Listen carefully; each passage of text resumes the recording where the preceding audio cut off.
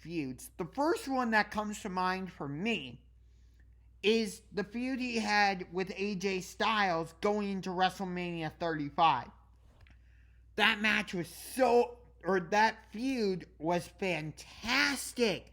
It was visceral. The two competitors were shooting barbs at each other.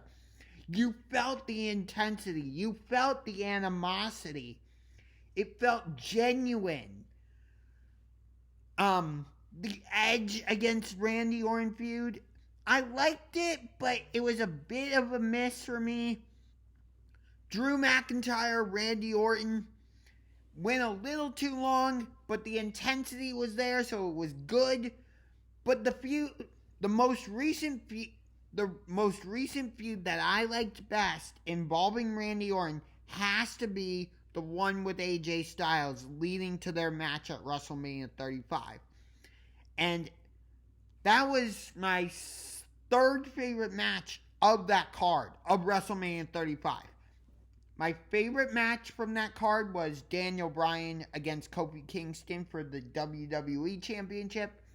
And my second favorite was Roman Reigns, who I'll talk about later, against Drew McIntyre. Okay, so we move on to the Women's Tag Team Championship match between Natalya and Tamina against Nia Jax and Shayna Bazer. Thumbs down for both the match and the feud.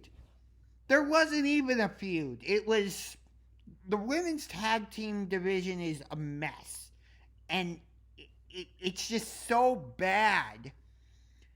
And I thought Natalya and Tamina were supposed to be the baby faces, but like halfway through the match, it seemed like Natalya and Tamina were kind of playing the role of babyface.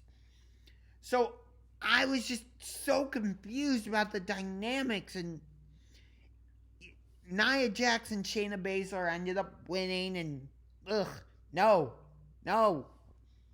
What I want to happen is take the titles off of Nia Jax and Shayna Bazer, put them on the Riot Squad. I don't care. Let Shayna Bazer be a singles competitor and be the dominant force that she is. She freaking kicked the teeth out of Asuka. Like, come on. Her feud with Becky Lynch going into WrestleMania 36 was straight fire. If that match had been in front of a live audience, they would have been giving a standing ovation for that, I think. If I had been at WrestleMania 36, I know I would have been. Which, by the way, I want to go to WrestleMania 38 next year in Dallas. WrestleMania is never going to come here to Cleveland, and I don't think WrestleMania will ever go to a city like Pittsburgh or Chicago. I don't know why, but I just don't think so. So, I would love to go to WrestleMania in Dallas. Anyway, next match was Apollo Crews against Big E for the Intercontinental... Wait a minute. I don't think it was Big E against Apollo Crews next. I think it was actually Sheamus against Riddle for the United States title. Either way. No. It was actually Kevin Owens against Sami Zayn. There we go. Wow. Third time is the charm, I guess. I'm not going to give this match a thumbs up. I'm not going to give it a thumbs down. I'm going to give it a meh. Like so-so. Because if you know the history of Sami Zayn and Kevin Owens, you know that they've had fantastic matches throughout their career. In the WWE and outside of the WWE. And there were some great spots, like Sami Zayn hit a blue thunder bomb on Kevin Owens. There were some great spots outside. on the apron where Sami just dropped Kevin Owens with like a suplex on the outside. And you knew Logan Paul was going to get involved somehow. But the whole time I was watching the match, I was saying, Logan Paul, do not get involved in this match and cause any type of distraction or anything. Do not. And thankfully he didn't. Kevin Owens ended up winning with a stunner. No surprise.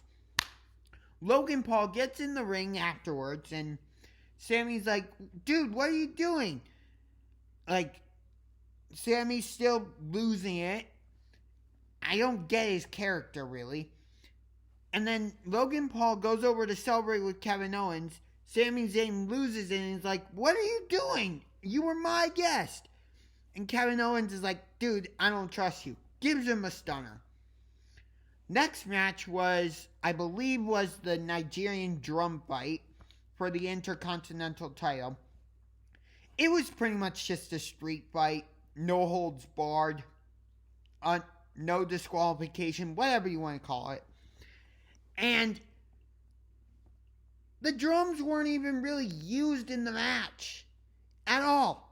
Like, I think the only match or drum that was used was a gong that was outside of the ring. That's it.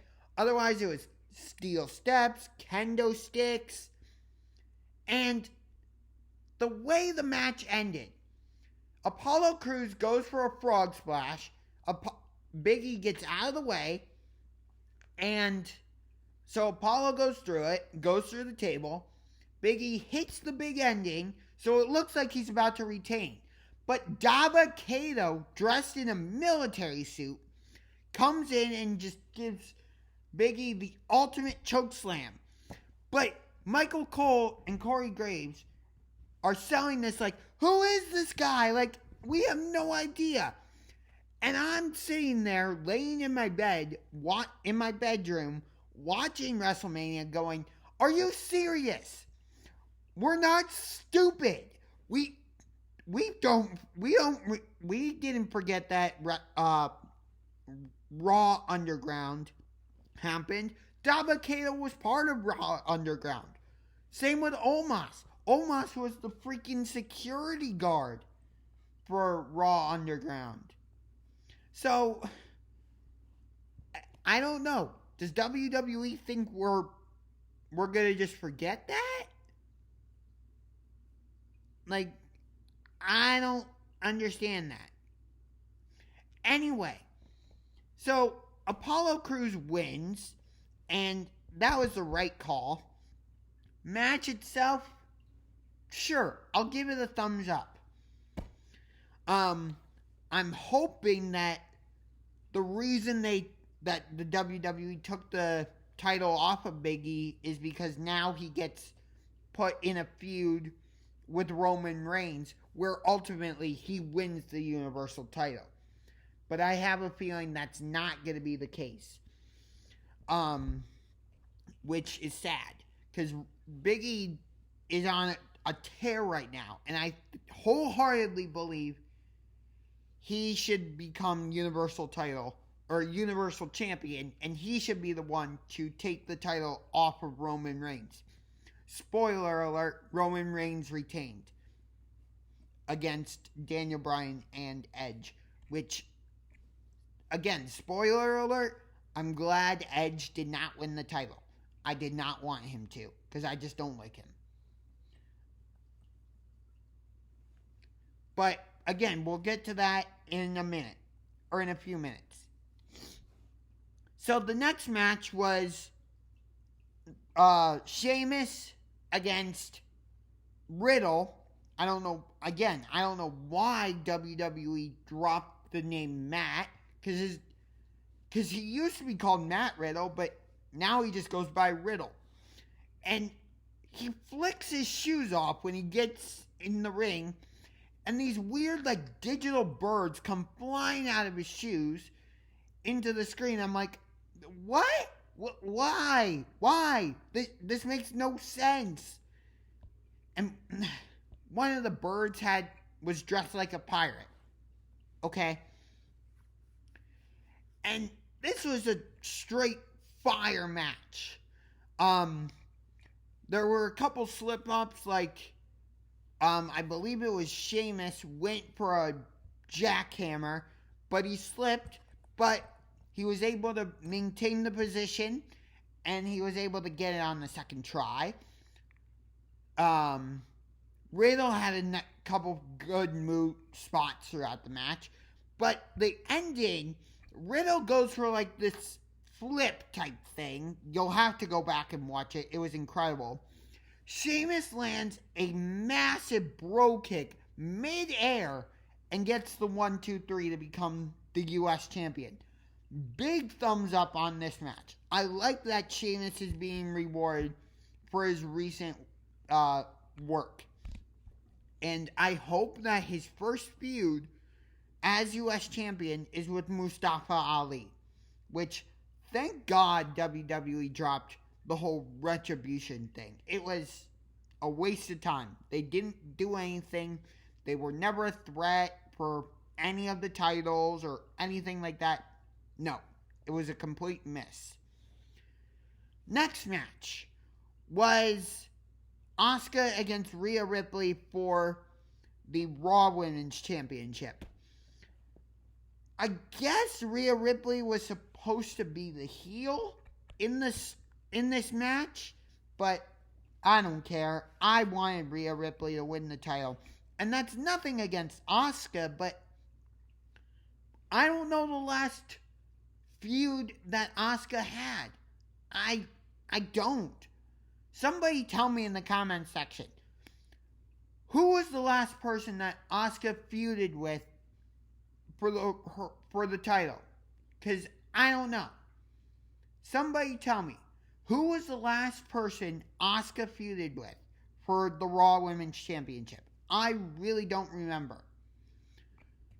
So, this match, I wanted to enjoy it, and for the most part I did, but it just felt a bit rushed. And it didn't feel like either competitor really got to show what they really could do. It was... I wanted to give it a thumbs up, and I didn't. This was one of the 3 matches I liked. The first one was that I liked was Sheamus against Riddle. Second one was Rhea Ripley against Asuka, but not as much as I wanted to. Third one, pretty obvious, the triple threat. But the match ended when Ripley hit a riptide to capture the title. So now Bianca Belair and Rhea Ripley are the SmackDown Women's Champion and the Raw Women's Champion, respectively. So, first of all, we're going to have WrestleMania Backlash on May 16th, but I believe the next pay-per-view after that is going to be Money in the Bank.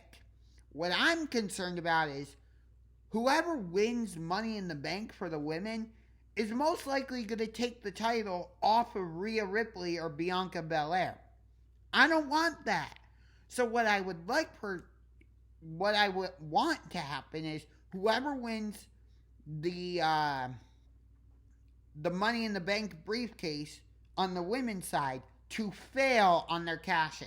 It's happened before. Braun Strowman didn't successfully cash in when he tried to cash in on Roman Reigns. So I would like whoever wins the women's Money in the Bank briefcase to fail. Not because I don't want that person, whoever it is, to become champion, but I just want Rhea Ripley and Bianca Belair to have long title reigns. That's all. So, main event time. Roman Reigns defends his Universal title against Edge and Daniel Bryan. Now, I know, it was 10 years to the day that Edge was forced to retire and relinquish his title, all this and that, and there was all that. But I didn't want Edge to win. I just didn't. Sorry. But Edge is, for me, there was no reason for him to come back. There was no reason. Like, why did he have to come back? I don't get it. But the match was straight fire. I mean, think about it. Triple threat rules, Roman Reigns, Edge, Daniel Bryan. How can you go wrong? And of course, Jey Uso was out here causing havoc at the beginning. And there was this great bit in the match where Daniel Bryan is outside of the ring, so Roman and Edge have the ring to themselves, and they go for a double spear. It was fantastic. And then another part of the match, Edge goes to get a steel chair, because that's been like the centerpiece of this feud, and Roman Reigns steps on it, and I don't know if this was intentional or not, but Edge grabs part of the chair that had broken off and uses it to apply a crossface to Roman, and you can see Roman is about to tap out. He's about to. And this happened when Daniel Bryan applied the yes lock. You could see Roman is about to tap out. But because of triple threat, for one reason or another, Roman's able to get out of it. And there's another great bit in the match where Edge has the crossface submission locked in on Roman, and Daniel Bryan's like, how about we do a double submission? So he applies the yes lock, and then, straight fire, because Edge and Daniel look at each other, and they just start beating the crap out of each other with headbutts, like boom, boom, boom, boom. So here's the interesting thing. Roman ends up winning by stacking Edge and Bryan on top of each other. I think Edge was on top of Bryan, if I remember correctly, and Roman picks up the victory. So interestingly, all but one heel won on Monday night, on night 2 of Monday, or I want to say Monday Night Raw, because that's what night 2 of WrestleMania felt like. It didn't feel like WrestleMania. It felt like Monday Night Raw. So, in terms of night 2 as a whole for WrestleMania, double thumbs down. No. Bad. The only matches that were good were Sheamus against Riddle, the Raw Women's Championship, and the Triple Threat. That's it. The Nigerian drum fight was not good. Kevin Owens, Sami Zayn was a miss. Kevin Owens, Sami Zayn was a miss for me. I didn't enjoy the women's tag team title match. And I absolutely hated the Fiend Randy Orton match. So that's going to do it for this video. I will see you next time.